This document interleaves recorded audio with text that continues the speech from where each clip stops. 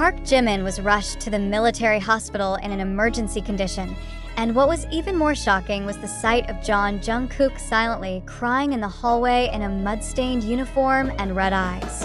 What really happened behind the soundproof walls of the military base? That a man known for his physical and mental strength could no longer hide his worry and sorrow. In a world so used to seeing Jimin and Jungkook as two bright stars of BTS, stage lights, spotlights, and camera smiles, few realize how vulnerable they are when the lights go off and reality comes unannounced. This shocking news spread rapidly, breaking the silence of social media. But this news is not just about a sick artist. It is about loyalty, physical pressure, and a friendship facing the most human of tests, the fear of loss a few days before the incident. According to internal military training sources, Jimin showed signs of extreme fatigue. However, he kept training, refusing medical exemption. He knew that if he stepped back, Jungkook, who was in the same unit, would have to bear extra burden. In a brief conversation recorded by a trainer, Jimin once said, "I know my body is faltering, but I can't make Jungkook work twice as hard just because I give up." That sentence, simple yet emotionally heavy, has now become a new highlight of the meaning of true courage, not about physical strength, but about silent loyalty unseen by cameras. But the human body cannot defy limits forever. That morning, during roll call, Jimin suddenly collapsed. His body temperature spiked, his heartbeat became unstable, and he was immediately rushed to intensive care. Jungkook, who had just completed a strenuous obstacle course, left the barracks without permission to follow him. His face was pale, his eyes barely blinked, and more surprisingly, he didn't say a single word for hours in the waiting room. According to a senior nurse's testimony, in over a decade of service in the military hospital, this was the first time she saw a soldier refuse food, drink, even a medical checkup just to wait for his friend to regain consciousness. He didn't talk, just sat there.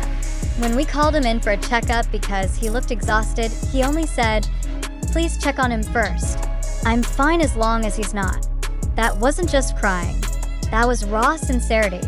She said that IT didn't take long before the news spread, even though the military officially gave no public statement. Armies around the world began to wonder. No update from HYB. No new post from official community platforms. Only a viral clip from a witness showing Jungkook walking with his head down, fists clenched, and tears he could no longer hide. The internet boiled over. But the real world, in the hallway of the military hospital, remained silent. Just two friends, one lying weak and one keeping watch in silence. Colonel Han Ji-man, commander of the 5th Division, finally released a touching internal statement. The training would be reviewed. Not because celebrities were in their unit, but because a great lesson had been given by those two young men. We forgot that even heroes have limits. They're not robots. They're humans who feel pain and fatigue, just like the rest of us, said Colonel Han in a closed briefing that a decision was made. Jimin would undergo full treatment for 2 weeks with intensive medical monitoring. Jungkook, although declared healthy, chose not to return to the barracks. "My training today is waiting for him to wake up," he told his trainer. A short statement that reflects the depth of their bond, which cannot be explained by statistics or popularity.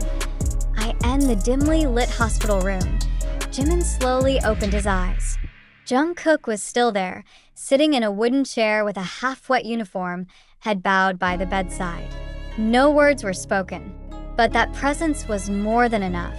They had shared the stage, shared tears, and now they shared a silence full of meaning, a reminder that true friendship needs no words. It just needs presence, even in silence. More interestingly, as of this article being written, there's been no official statement from HYB. However, an internal staff member leaked that Bang Si-hyuk, the founder of HYB, directly contacted the military to request updates. His only request was simple: make sure they are not separated. Under any circumstances, separating those two friends was not an option. Because more than just a training unit, they are each other's support system. This story has sparked a new wave of discussion. How do we handle such emotional narratives in the digital age?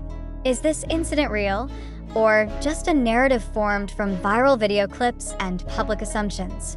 Amid the lack of official information, the public is divided. Some demand clarification, others prefer to believe out of love for their idols. But amidst the flood of sympathy and support on digital timelines, a major question arises that can no longer be ignored. How far do we believe this story? Were Jungkook's tears in the hospital hallway truly spilled for his weak friend? Or is all this part of an emotional narrative carefully crafted by social media and unverified publications?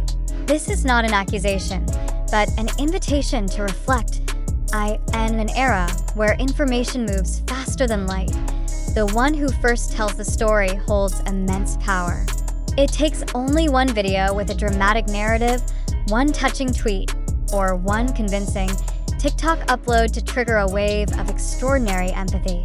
But have we ever stopped to ask, who is the original source? What is the motive behind spreading this information? And more importantly, did this narrative really happen in the real world, or does it only live in the speculative digital space? Let's look at the facts. Until now, there's been no official statement from HYB or the South Korean military confirming Jimin's condition specifically. No medical documents, no official press release, no coverage from mainstream media that legitimately states the incident happened as described by anonymous online witnesses. Isn't that suspicious?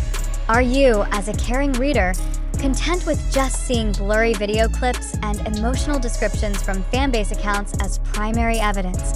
This question matters not only for the sake of truth, but also for justice for those involved in this story. If it's true that Jimin is struggling to recover, then the spread of false information only adds unnecessary mental burden and public pressure.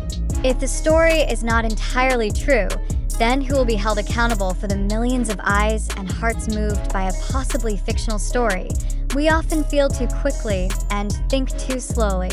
In the world of fandom, love for idols sometimes pushes us to accept any narrative that makes them look noble, suffering, or heroic, without questioning the validity of the story itself. But healthy love does not come with ignorance of facts. Healthy love includes critical thinking, the ability to ask questions, and the courage not to believe just because we want it out of course. This doesn't mean we reject the possibility that such an event could happen. But the question is, what's the evidence? Because without evidence, we are merely sailing in a sea of emotion controlled by parties who may not have good intentions.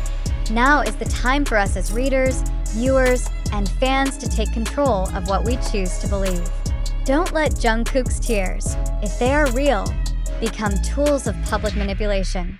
Don't let Jimin's condition, if it truly happened, become a viral weapon that plays on the empathy of millions.